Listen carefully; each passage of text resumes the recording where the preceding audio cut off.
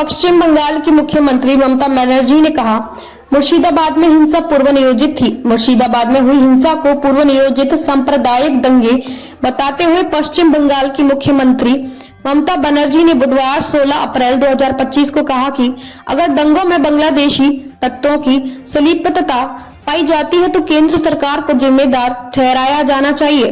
कोलकाता में इमामों और मुइज्जिनों की एक सभा को संबोधित करते हुए सुश्री बनर्जी ने कहा, मैंने कल गृह मंत्रालय के सूत्रों के हवाले से एक ट्वीट देखा जिसमें कहा गया था कि बांग्लादेश इसमें शामिल है। अगर ऐसा है तो केंद्र सरकार जिम्मेदार है क्योंकि बीएसएफ सीमाओं की रक्षा करती है, हम नहीं। राज्य सरकार के पास सीमाओं की रक्षा करने की जिम्मेदारी नहीं है। तृणमूल कांग्रेस के अध्यक्ष ने मुस्लिम समुदाय के लोगों से भारतीय जनता पार्टी के जाल में न फंसने और सड़कों पर हिंसा में शामिल होने का आग्रह किया। मुख्यमंत्री ने कहा, भाजपा ध्रुवीकरण करना चाहती है ताकि मेरी सरकार सत्ता से हट जाए। एक बार सत्ता में आने के बाद वे आपको खाने तक नहीं देंगे। सुश्री बनर्जी ने कहा कि इमामों और मुइज्जिनों की यह जिम्मेदारी है कि वे सुनिश्चित करें कि भाजपा की बातों से कोई भी नाराज न हो। तृणमूल अध्यक्ष ने आगे कहा कि उसके सांसदों ने वक्फ संशोधन विधेयक के खिलाफ लड़ाई लड़ी और विपक्षी भारतीय ब्लॉक के दलों से इस अधिनियम के खिलाफ लड़ने का आग्रह किया।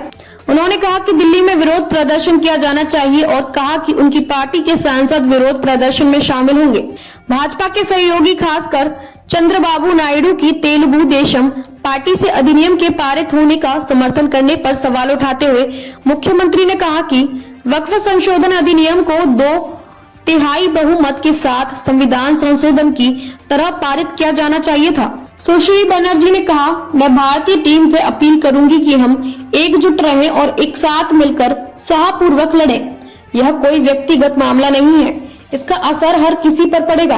आज वे एक समूह के खिलाफ काम कर रहे हैं, कल वे दूसरे समूह को निशाना बनाएंगे, इसके बाद वे सामान्य नागरिक संहिता की बात कर रहे हैं। मुख्यमंत्री ने हिंसा में मारे गए लोगों के परिवार को 10 लाख रुपए का मुआवजा देने की घोषणा की।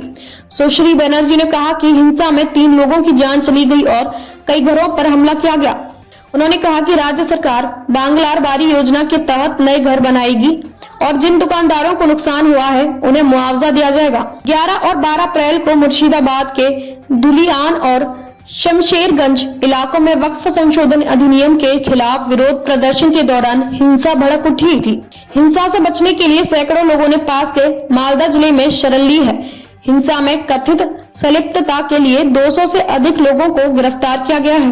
सुश्री बनर्जी ने कहा कि जिन इलाकों में हिंसा हुई, धुलियान और शमशेरगंज वे मालदा दक्षिण लोकसभा सीट के अंतर्गत आते हैं, जिसका प्रतिनिधित्व कांग्रेस सांसद ईशा खान चौधरी करते हैं।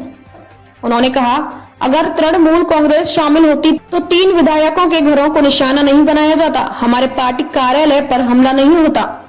पश्चिम बंगाल की मुख्यमंत्री ने यह भी कहा कि जिस क्षेत्र में हिंसा हुई वह बांग्लादेश के साथ अंतर्राष्ट्रीय सीमा के करीब है और उन्होंने पूछा कि केंद्र सरकार वक्फ संशोधन अधिनियम को लागू करने में इतनी जल्दबाजी क्यों कर रही है। भारत सरकार वक्फ संशोधन अधिनियम पर इतनी जल्दी में क्यों है? क्या आपको बांग्लादेश की स्थिति के बारे में पता नहीं है? मोहम्मद यूनुस बांग्लादेश की अतिरिक्त सरकार के मुख्य सलाहकार के साथ गुप्त बैठक करें। अगर इससे हमारे देश को मदद मिलती है, आपकी क्या योजना है? सुश्री बनर्जी ने भाजपा पर ध्रुवीकरण पैदा करने का आरोप लगाते हुए पूछा। अपने संबोधन के दौरान मुख्यमंत्री ने केंद्रीय गृह मंत्री अमित शाह पर तीखा हमला किया और प्रधानमंत्री नरेंद्र मोदी से उन्हें नियंत्रित करने का आग्रह किया। सुश्री बनर्जी ने कहा कि गृह मंत्री कभी प्रधानमंत्री नहीं बनेंगे और पूछा कि उन्हें इतनी जल्दी क्यों है। उन्होंने कहा, मैं मोदी जी से उन्हें नियंत्रित करने का अनुरोध करूंगी। सभी केंद्रीय एजेंसियों की शक्तियां उनके साथ संघर्ष कर रही हैं। सुश्री बनर्जी ने कहा, मैंने पहले कभी उनका नाम नहीं लिया था, लेकिन अगर गृह मंत्रालय कालिदास की तरह उस पेड़ को काटना चाहता है जिस पर वे बैठे हैं तो मुझे उनका नाम लेना होगा। पश्चिम बंगाल की मुख्यमंत्री ने उत्तर प्रदेश के मुख्यमंत्री योगी आदित्यनाथ पर भी निशाना साधा और पूछा कि महाकुंभ में कितने लोग मारे गए और उत्तर प्रदेश में कितनी मुठभेड़ों में मौत हुई है। श्री आदित्यनाथ ने मंगलवार 15 अप्रैल को पश्चिम बंगाल के मुख्यमंत्री पर धर्मनिरपेक्षता के नाम पर दंगाइयों को खुली छूट देने और मूक दर्शक बने रहने का आरोप लगाया था।